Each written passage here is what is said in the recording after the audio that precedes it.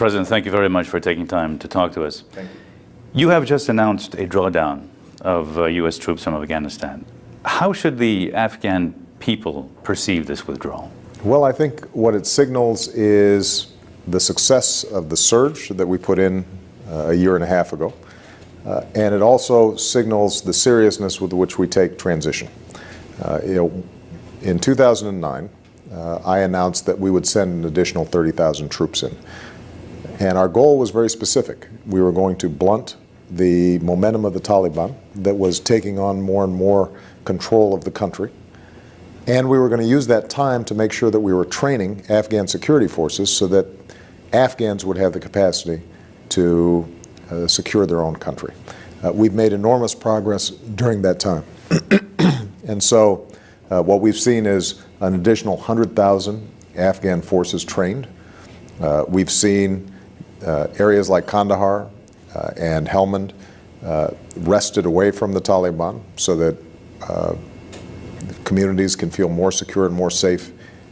And what we now are doing is going to remove 10,000 troops by the end of this year, an additional 23,000 by the end of next summer. We'll get back down to the levels that we were before the surge.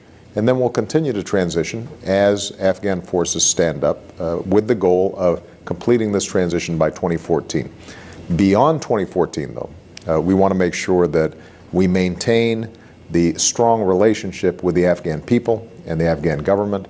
We won't have the same military presence, but what we hope on economic and development agendas that we're going to continue to work with Afghans as we have. What kind of impact do you think it'll have on the NATO allies? For example, how would you ensure that the NATO allies themselves don't rush for the exits and in a sense get out of the country before we do?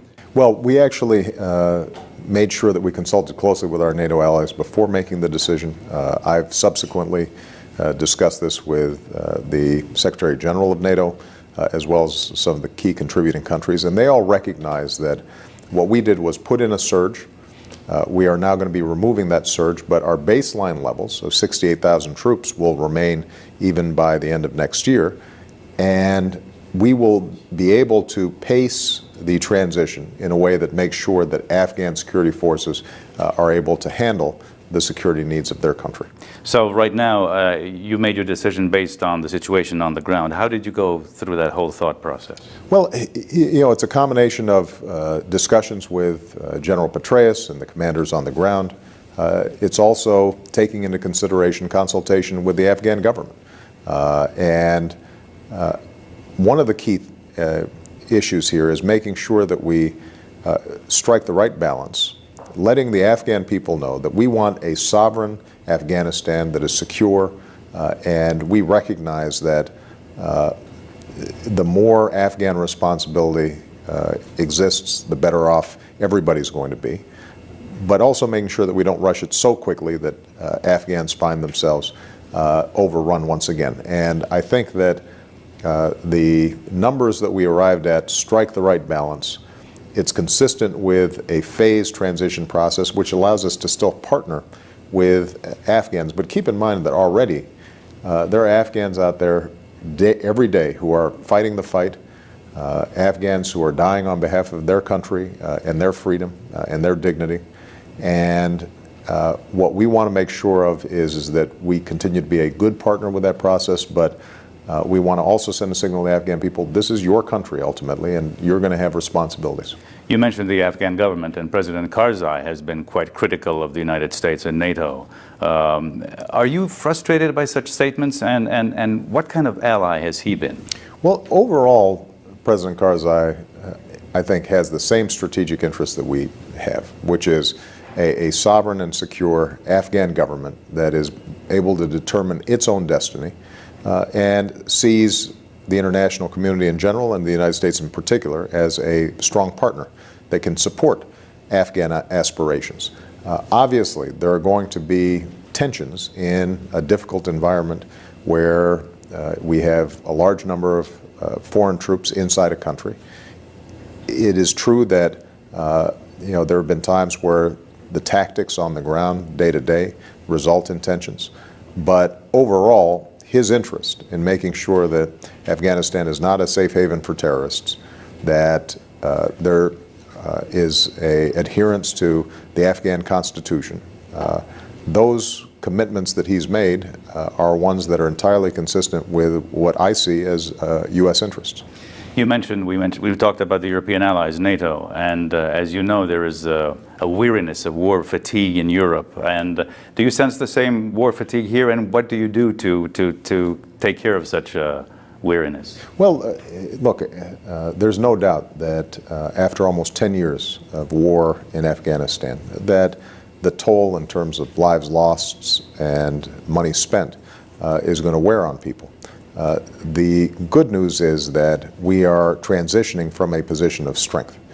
Because of the surge, because of the fact that we were able to blunt the momentum of the Taliban, because of the security gains that we've made and the advances we've seen with Afghan security forces, I think both the American people and all the allies that I talk to want to make sure that we are finishing the job, that we are turning over to the Afghans a secure country that they can sustain. And we want to do so in a cooperative manner that is respectful of Afghan law and Afghan security. But we also want to make sure that we don't abandon a cause that we invested very heavily in. And that was my first question. You don't think that some segments of the Afghan people will see it as abandonment? I don't think so. I mean, keep in mind, we're talking about 10,000 troops by the end of this year, an additional 23,000 by the end of next summer, and we'll still have 68,000 U.S. troops there in addition to all the coalition partner troops. So there's still going to be a substantial presence, but what it does signal is that Afghans are slowly taking more and more responsibility. As you know, reconciliation is a word that is used in Afghanistan. How do you define reconciliation, and what is the U.S. role in that process? And does it support negotiations with at least some elements of the Taliban? What we've said consistently is that there has to be a political settlement to bring about genuine peace in the region. But the terms of that political settlement are important, and we've been very clear in our criteria. We will encourage the Afghans, and we ourselves will talk to anybody, but they are going to have to break ties with Al-Qaeda. They're going to have to pledge to abide by the Afghan Constitution, and they'll have to cease violence as a means of bringing about political power. If they take those steps, then I think that there's a strong possibility of creating the kind of political settlement that would finally give Afghans relief from 30 years of war. But it's important that our military efforts continue to support these political efforts, and that means that the Taliban and others understand that they're not simply going to be able to outlast us, that we're going to be in a position to continue to put pressure on them to make sure that they come to the negotiating table with a spirit of observing Afghan constitutional law. Inevitably, when one talks about Afghanistan, one talks about Pakistan. And now that we're beginning the withdrawal from Afghanistan, has the focus now shifted on Pakistan? Well, I think the focus shifted to Pakistan, or at least my view 2 years ago was that you had to look at Afghanistan and Pakistan as part of a similar problem. That border region in which extremist elements had taken control and were providing Al-Qaeda safe haven from which to launch attacks into Afghanistan, into Pakistan, and around the world. And so we've sought to strengthen cooperation with Pakistan. Obviously, that has created tensions as well, but overall, Pakistan has cooperated with us in our intelligence collection efforts, in striking at high-value targets within Pakistan. We think that no country has suffered more from terrorist attacks than Pakistan, and so this is entirely in their self-interest.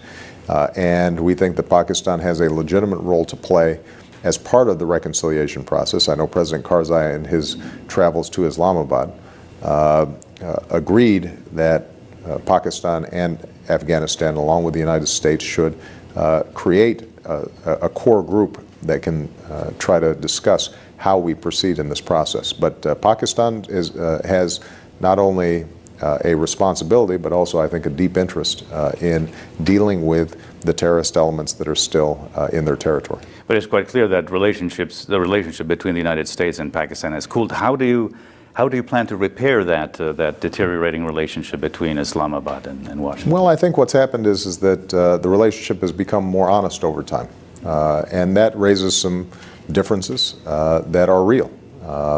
And obviously, the operation to take out Osama bin Laden created additional tensions.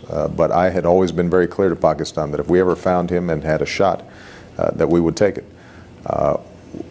We think that if Pakistan recognizes the threat to its sovereignty that comes out of the extremists in its midst, that there's no reason why we can't work cooperatively to make sure that both U.S. security interests, Pakistani security interests, and Afghan security interests converge.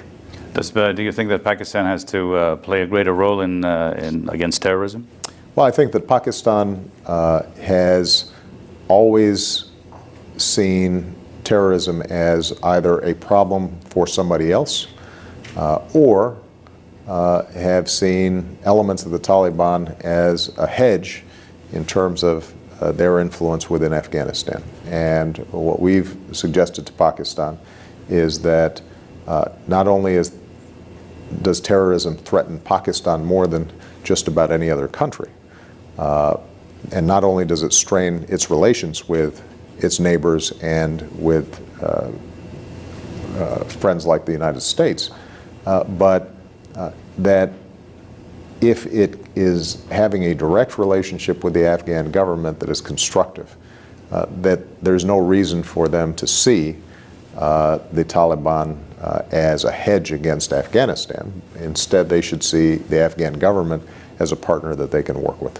Coming back to Afghanistan, do you think that the European allies should do more? Because that has been, as you know, some leitmotif of Secretary Gates, and especially in the last couple of weeks, very critical of what the Europeans and the NATO has been doing. And can they do, or should they do more? Well, I think the sacrifices that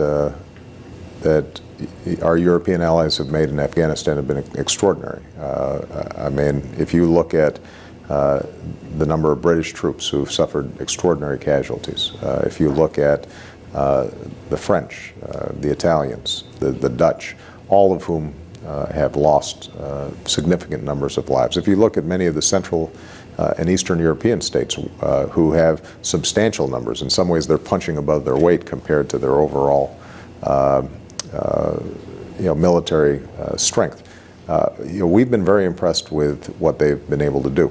Now, what I think is true is that there are larger questions about where we go as the NATO role evolves and as all of us feel significant pressures on our military budgets. And I think Secretary Gates was speaking less about European participation in Afghanistan, which has been actually quite robust and sustained, but rather as we think about future operations and future capacity, is Europe going to recognize that it has to be a full partner with us in NATO operations? You mentioned military budgets, and I'm sure that one of your considerations for your withdrawal policy is the cost of the war.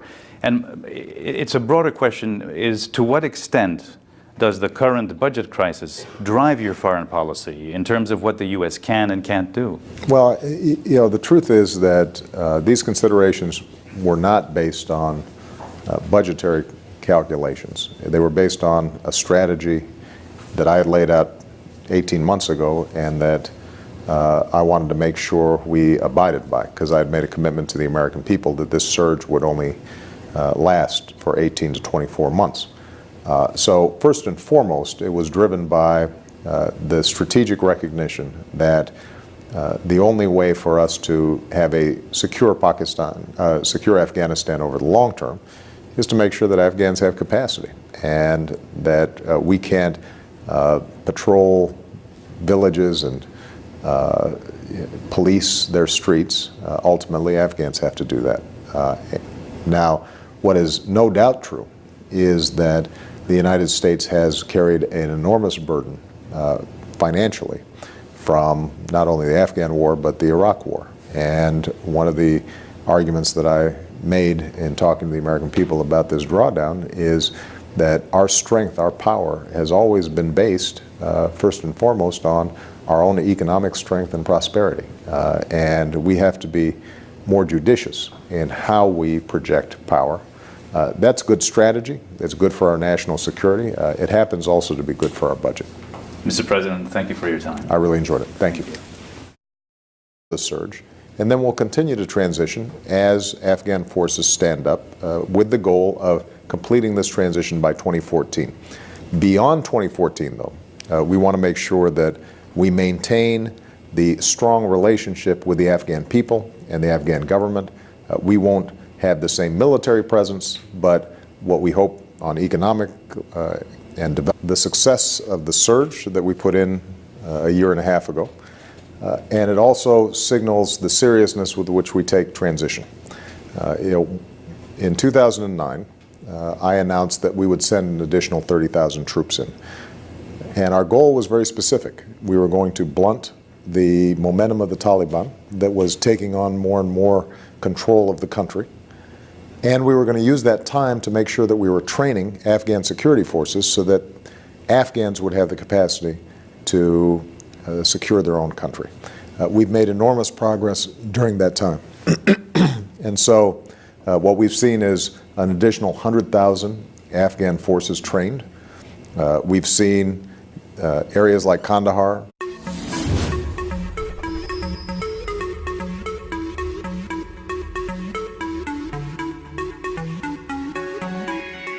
President, thank you very much for taking time to talk to us. Thank you. You have just announced a drawdown of U.S. troops from Afghanistan. How should the Afghan people perceive this withdrawal? Well, I think what it signals is, and Helmand wrested away from the Taliban so that communities can feel more secure and more safe. And what we now are doing is going to remove 10,000 troops by the end of this year, an additional 23,000 by the end of next summer. We'll get back down to the levels that we were before